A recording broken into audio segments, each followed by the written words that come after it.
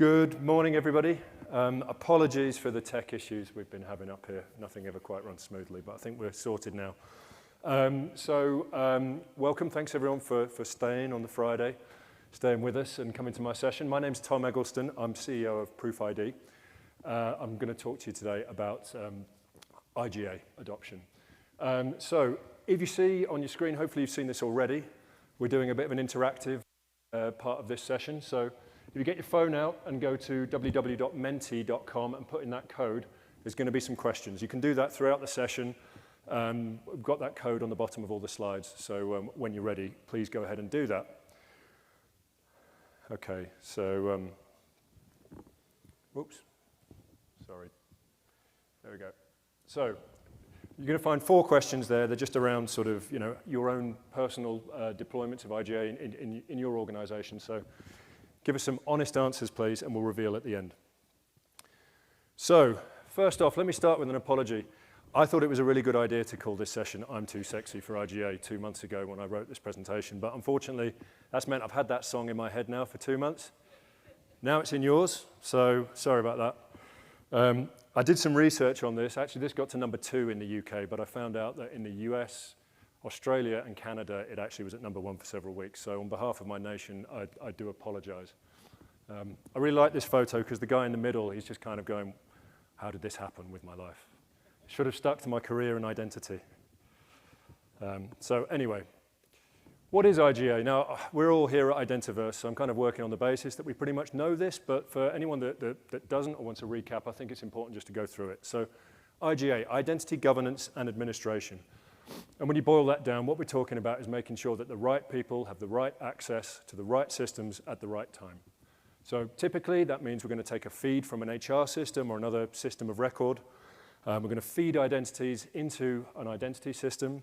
We'll have some role-based access control rules that are going to determine what level of access we should have, and then we're going to go and automate all of that provisioning. And crucially, the deprovisioning of access as well. And then, of course, typically IGA also has a series of workflows, self-service features, analytics, and so on that help you kind of validate and verify that access. So what does that look like in a typical identity lifecycle? So we start off with a new user joining the organization on day 1. First thing that's going to happen is someone in HR is going to create a record for them in the HR system. And then an IGA platform is going to automatically synchronize that new record. We'll see there's been a new event. We'll pull it into the identity system along with all the attributes about the user, and we'll create a record there. Next thing, we need to go ahead and create all of our accounts for our individual according to what their role is. So this is where the role-based access control piece comes in. We're going to look at the attributes of the user, what department they're in, which geography they're in, and we'll determine what access they should have, and then we'll go and automatically do all of that. Typically, there'll be self-service features as well. So if we can't put everything into a role, we're going to give users the ability to go and request application access on demand. Maybe have some approvals workflows at that point, and let them manage some of their own identity details. Now, nothing ever stays the same. So at some point, all of your users are going to change their roles. And of course, if they change their roles, we need to change their access. So we're going to have an update in the HR system. We're going to change the attributes and the data about the user. We're going to run it through our rule set and change all of the access. So that means we're going to go and create accounts for all the new stuff that someone's going to need. They were a developer, they're now a salesperson. There's an example of something that's never going to happen. But we're going to take away access from GitHub and give access to CRM. And of course, all good things come to an end. So eventually, our users are going to leave the organization. And the really crucial piece that we have to get right is at the end, we have to disable or delete all of their access. So that's a very quick sort of whistle-top tour around IGA and what a life cycle looks like. So why is that so important? I think there's a number of reasons why IGA is important. Let's start with just productivity. So, automated provisioning of access is just all about getting your new users to work faster. And then, of course, we have approvals and workflows. We can eliminate really inefficient processes in the organization, shuffling around pieces of paper or tickets, support tickets, that kind of thing. So there's a real productivity gain with all of this. And it adds up to a lot, when you add it all up. So then security as well. Really important. We only want people in the organization to have access to the things that they should have access to according to what their role is. We don't want people to have access they don't need. You know, and also with the deprovisioning piece as well, we want to remove access when it's no longer needed and eliminate all of that access risk around leavers. And then we have governance and compliance. You know, we all have internal audit that we need to manage. We might be part of you know, compliance programs like ISO 27001 or whatever. And so the ability to regularly review that access and make sure that you know, it's correct and the ability to remediate anomalies is really, really important. After all, if you put bad data into an automated system, you're going to get bad results. So that's all about bringing humans into the process and just check at point in time that things have been done right. So really, really important stuff.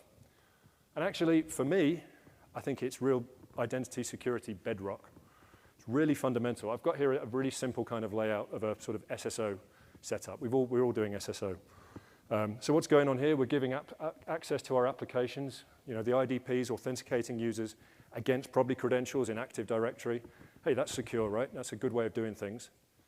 Well, it is, so long as you're properly managing those accounts in your Active Directory. If you're not doing that, if you're not getting rid of accounts for people when they leave, or if you're not managing their access when they change roles, arguably, putting SSO in is just making things worse. You're giving people easy access to things they don't need. So we need to be doing both of these things. They go hand in glove. And really, IGA is a fundamental layer. So with that in mind, you know, understanding how important it is, how much of a bedrock it is, we should be talking about it all the time, right? It should be top of mind. So I went and looked at all the sessions that are running this week at Identiverse. And this is what I found, right? There's a load of really exciting things about security, zero trust, standards. People like talking about standards. I don't know, whatever. Each their own. Trust, digital self-sovereign ID. And then there's all the IGA sessions at the bottom there. So this is it, guys. This is it. You're in it. One session. It's me and you. So what is that? So I've got a hypothesis. So let's have a look. So we don't talk about IGA because we all believe that this is a solved problem, right? We've all absolutely nailed IGA. We've got this implemented successfully. We are all on top of access for all of our employees, our workforce, our contractors, and people that come and do work for our businesses. Well, we'll see. We'll see. Maybe everybody already knows about IGA. And maybe we don't talk about it because it's a bit boring, and we'd all rather be talking about OAuth profiles. I wouldn't, but anyway. So we've actually tested this hypothesis. So ProofID, our sister company is IDEO. They're an IGA vendor, and they commissioned research into this topic. The back end of last year, we commissioned a project in conjunction with Manchester Business School. And in so doing, we interviewed 84 companies in the range of sort of, 100 to 10,000 employees, so a pretty good range of sizes of organizations. The vast majority of those had larger numbers of users. And we spoke to companies across US, EMEA, and APAC. So pretty big pool of responses. So we spoke to IT and HR leaders about their processes and thinking about the outcomes. We kind of phrased this as non-technical to make sure that we got good responses. And that's what we're going to go through here. If you want to download the full survey results, the URL is there. We'll tweet it out or something later on so you can get access to it. But there's a lot of questions there, some interesting results, and please feel free to use it for your own business cases or your own purposes. So what did we find? So in this first section, onboarding new employees, I wish I'd set my doofer up, but anyway, I'll keep coming back to the laptop. So firstly, only 6% of respondents have achieved a zero-day start, meaning that that everything's ready for their employees when they first walk through the door. 56% of respondents are taking over 4 days to provision access for new employees. So that's quite a lot. If you add that up, that's a lot of lost productivity. So for a 1,000 employee company with 20% churn, you're looking at about 800 days of lost productivity. So next, 30% of respondents, only 30% of respondents, have a fully automated provisioning process. And actually 45% are relying on manual processes to onboard their new users. So if we're doing manual processes, my question is, how many mistakes are being made? Is the correct access being granted? And is all the access being granted? And what about fine-grained access? How are these things happening? In a manual process, there's a lot of things that maybe aren't getting done. Am I the only one hearing that? All right, okay, fine, all right. I don't know if tech can help with that, but we'll press on. So 55% of the people we spoke to are only able to automate provisioning for a few of their business applications. And 25% have no automated provisioning whatsoever. So where there is provisioning, the coverage isn't great, and a lot of people aren't doing anything automated. So it's a lot of manual provisioning. And when I hear manual provisioning, the immediate thing I go to is, hand in hand with that, there's not going to be automated deprovisioning if you're not automating your provisioning, right? So how much access is being left behind? Is that all being cleared up? So that was all around onboarding. Let's take a look now at sort of role-based access control. So we found that only 37% of our respondents had any rules governing access for job roles. 64% had no process or just an ad hoc process for assigning role access. So, how do we know what access people should have? 63% have no process or an ad hoc request-based process to remove unneeded access when a user's role changes. Now, this is a very human thing. We're very, very good at giving out access when someone needs something. We're pretty poor at actually, giving that back when we no longer need it. And I think we see that kind of behavior. And then when you boil it down, 23% of our respondents were only somewhat confident that their users had the right access according to their job role. So a quarter of respondents, not really sure that people had the right access across their organization. But from a compliance point of view, it's a bit of a worry. So looking at all of this together, there's a lot of potential for errors. Who's deciding what access people should have in the absence of a properly defined role-based access control model? What are we doing? Are we saying, I just want the same access for this new guy as Bob? Well, that's all very well and good. I mean, we've all heard that, right? But what access has Bob got? How long has Bob been with the organization? The other thing that happens is people build up access over their time with an organization as they move between roles. Again, we're good at giving out access, we're bad at taking it away. So you'll have people in the organization that have been there for 10 years, they've done 5 different roles, they've got access to everything, and then we're just copying their access because the administrators don't know better. Why should they know better? They don't know the business reasons for access, and sometimes the people requesting don't know. So there's a lot of potential issues there. Moving on into certification and deprovisioning. So we found 65% of the people we spoke to are doing their certification reviews using spreadsheets or other manual means, if at all. And at 45%, nearly half either have got no process or very sporadic processes to review access. So if we're not reviewing access, how many anomalies are going undetected and unmitigated, more importantly? If we've got bad data going in, or maybe someone's made a bad decision on an access request workflow, it's not being picked up, and those anomalies are staying in the system, creating risk. So only 43% of our respondents were very confident that all access to IT systems were removed when an employee leaves. Only 43%. It's nearly half. And actually 24%, so a quarter of the people we spoke to were either not confident or only somewhat confident that access is removed when employees leave. Now, I'm an identity professional. That one it's kind of chilling, right? If you think about your own organization, that's a lot of risk and access that we're leaving open if this is the case. 61% of breaches in the end can be traced to stolen credentials, and we're leaving credentials and accounts open. It's not good. So, summarizing our findings, We found significant gaps in sort of core identity governance and administration functionality amongst the companies we spoke to. So there were big gaps in automated provisioning.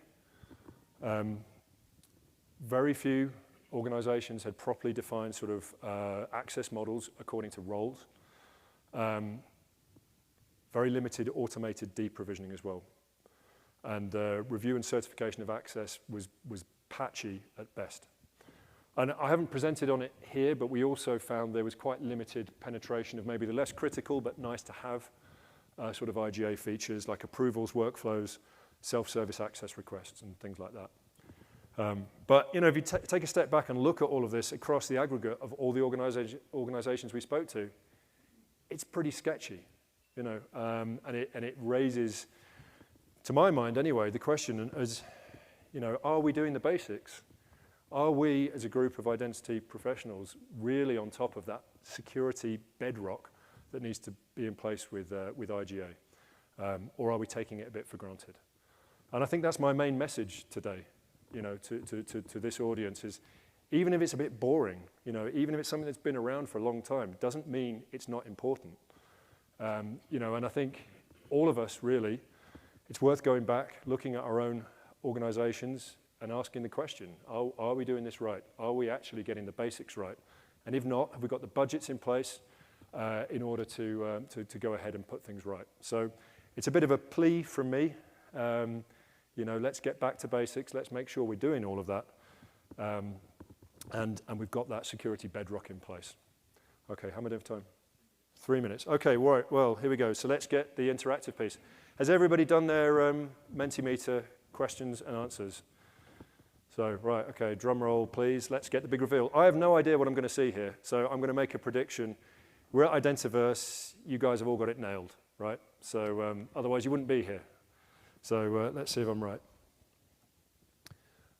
Okay, here's the answers. So, first question, we provision all required access for new starters within 1 day or less. So, on a scale of not confident at all to super confident, we're right in the middle there on 4.5. So, wow. I'm actually a little surprised. So, okay. Next question. All of our users have the right access according to their job role.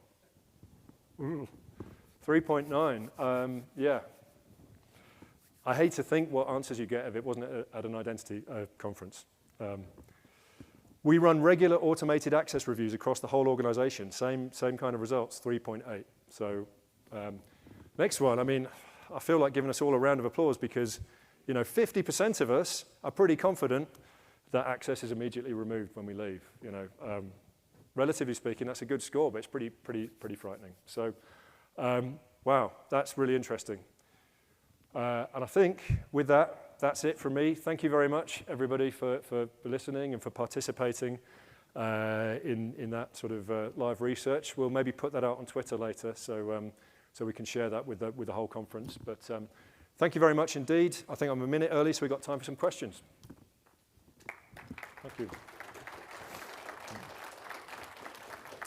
Question over there. There's a lot of personas in this story. Who feels the worst pain? Who feels the worst pain, as in? Which persona in this whole IGA story? Oh, well, that. The worst pain? Administrator. Yeah, well, yeah, the administrators are hiding to nothing, right? How can you get this right if you don't know? And also, you're the one that, the administrators are being, hassled for not getting access sorted out quickly. But I think actually it's painful for everyone. For new starters coming into the organization, not being able to be productive, that's not good. It's not great for HR. HR these days is all about what is the total, experience that we're offering to the people that come and work for us. It's not just about how much are you being paid. It's the whole piece, right? And this is an important part of it. What's that experience like when you first come and join the organization? Well, I'm sat on my hands because I can't work. And from the security perspective, audit, compliance, CISO, I think there's quite a lot of pain there, to be honest. Yeah. Question over there. Having proper role-based access control puts that in place. I've been setting up IGA systems for a long time and currently researching the choices for an next route. Yeah. And I think the unsolved problem is to have a standardized way of describing what people's job is. Because that's this is appropriate, that's the least privilege. But we don't have that. And I think that's the reason for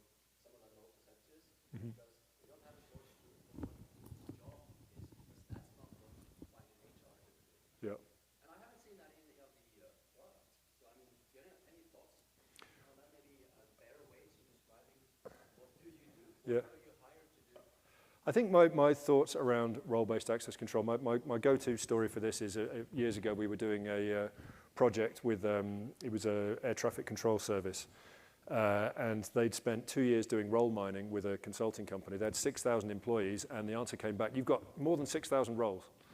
You know, it's just like the most useless piece of consulting done. And it's easy, you can see how you end up in that situation. My own take on it is focus on 80-20 with roles. You know, try and model your most important top 20 roles, and the rest of it you can use sort of approvals, workflows, and on-demand requests, and that teaches you about what people are using.